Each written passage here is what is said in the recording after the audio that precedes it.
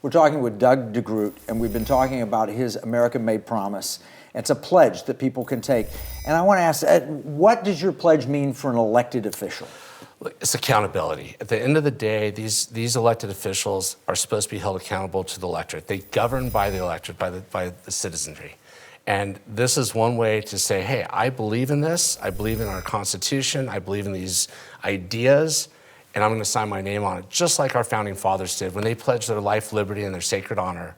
And they literally gave up everything at our Declaration of Independence. And, you know, we're not asking anybody to give up their lives, but the reality is if you believe in it, you should sign it. Yeah. And from the opposite side of it, or the people that are electing you, the citizens, yeah. So they pledge too. They pledge too. So hey, look, you know what? I'm a citizen, and I'm signing this contract. So we've got a couple 100,000 people that have signed this thing, but we haven't got the elected officials to do anything. And it's unbelievable. And we haven't marketed it well. We've put it out there. But the reality is people have seen it. They're signing it. They're enthusiastic about it. It's just going to grow. It's like a very small spark. Mm-hmm. The people are ready for this. Oh, they are. And go to, it's American Made Promise. AmericanMadePromise.com. Go to that and sign it and get your elected officials to sign it. Email it to them. I email it to them all the time. Every time I write a letter, an email, I send it and say, hey, American Made Promise. And they're enthusiastic about the idea behind it. There's a fear there. And I think it just takes one.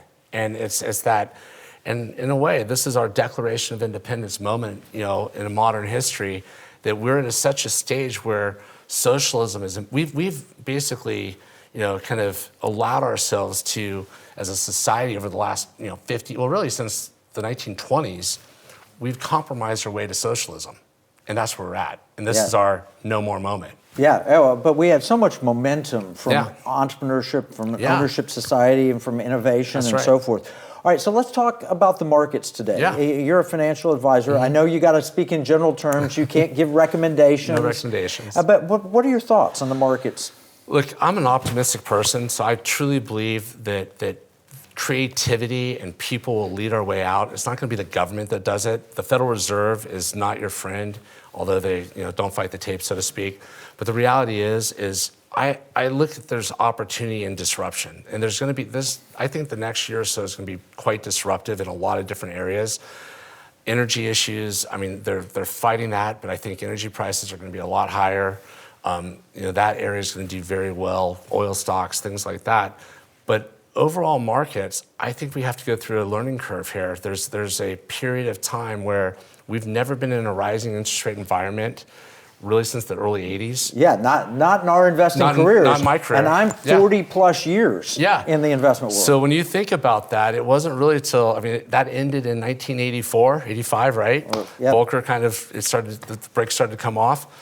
And we're in an environment where our federal government has spent so much money, and they're addicted to it, and we're addicted to the Chinese money and all the other stuff going on, that they're kind of putting a blind eye to some of the issues that are actually core to what's going on in our economy. So I really look at this year as going to be a really tough year from a standpoint of volatility. We haven't seen a lot of volatility in the VIX or anything like that, but you are seeing it in public life. Inflation is here. It's not going away. It's not transient. Yeah, no, the recent numbers have shown it has not disappeared. It's actually gotten worse. Yes. Yeah, they actually have seen it spike up just the other day, right? And so I think we're going to see rates continue to climb. I think people are going to have a very tough time, especially in the high tax states. So i.e., you might want to build a border on the northwestern part of Texas, a wall there, because it might be easier to build there anyways, because Californians are coming. Yeah. It's amazing. California and anybody else out of the north, they're coming to Texas, Florida, the Carolinas, wherever there's low-cost, free states. Money's like water. It's going to go to the area of least resistance.